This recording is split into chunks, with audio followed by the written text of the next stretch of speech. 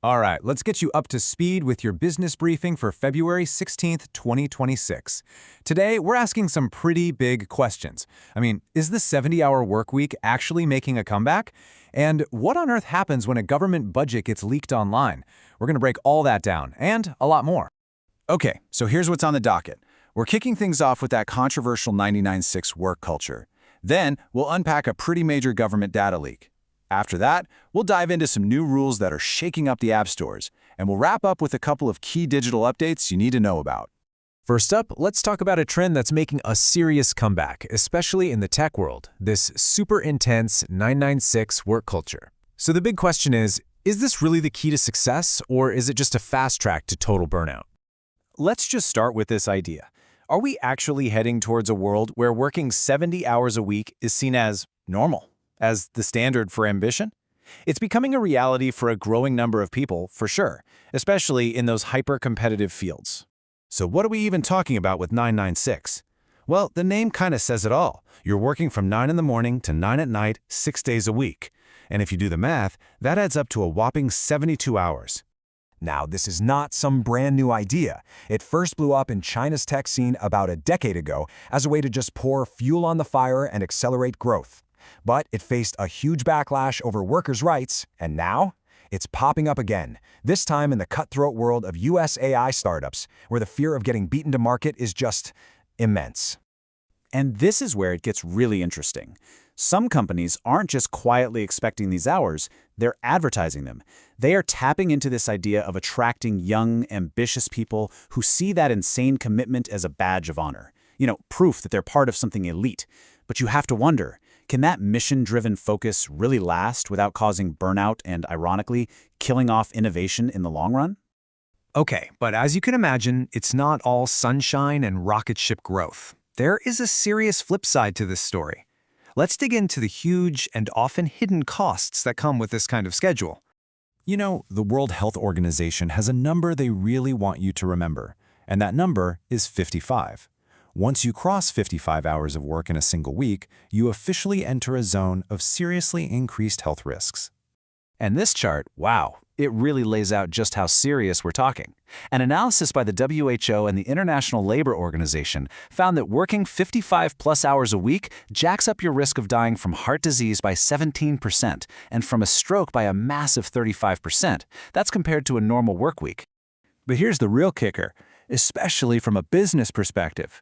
Forget the health risks for a second. The whole argument for these long hours just falls apart. Research from Michigan State University shows that after about 50 hours, your productivity basically flatlines. You're putting in the time, but you're not actually getting more done. So you might be wondering, could this happen in the UK? And, well, legally, yeah. Employees can choose to opt out of the 48-hour weekly limit, but for a business, it is an absolute minefield.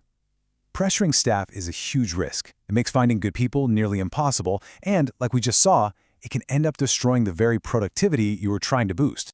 All right, let's switch gears completely. We're going to go from workplace culture to data security. We're going to look at how a super-sensitive government budget report got leaked online way before its official release. Now just look at the scale of this thing. Before anyone caught the mistake, this market-sensitive report from the Office for Budget Responsibility was downloaded, get this, nearly 25,000 times. That is a huge, huge exposure. So what went wrong here? Was it some sophisticated cyber attack? Nope. It was way simpler and maybe a little more embarrassing than that. It was just a website misconfiguration that let people guess the report's web address.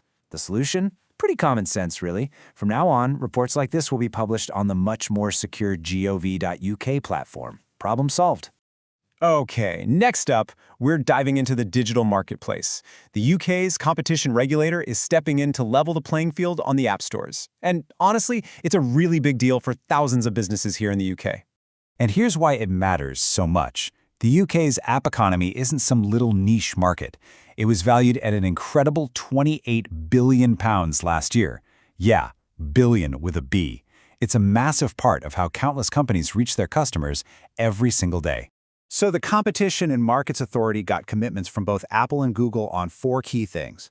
1, they've promised fairer, more transparent app reviews. 2, they're not allowed to favor their own apps in the rankings anymore.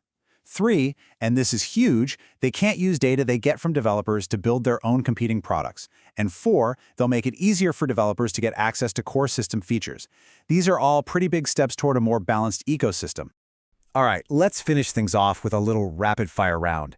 2 quick digital changes that you'll definitely want to have on your radar. First up, a heads up from HMRC. If you're a new user signing up for their digital services, things are about to get a whole lot easier. The old Government Gateway ID is on its way out. New users will now register with a much simpler gov.uk one login. Now, if you're already set up, don't worry, nothing changes for you yet. But this is the way all government services are heading. And second, if you're an employer or you work in HR, there's a new resource you might want to check out. The Disclosure and Barring Service just launched a new podcast called Safeguarding in Focus. It's aimed right at HR teams, covering everything from DBS checks to how barring decisions get made. You can find it on Spotify, Amazon, YouTube, all the usual places. And that's a wrap on our briefing. We've covered intense work cultures, data security, market regulation, digital updates, the whole shebang. So it really just leaves one big question for you. In this world of constant change, what's the single most important shift your business needs to focus on right now?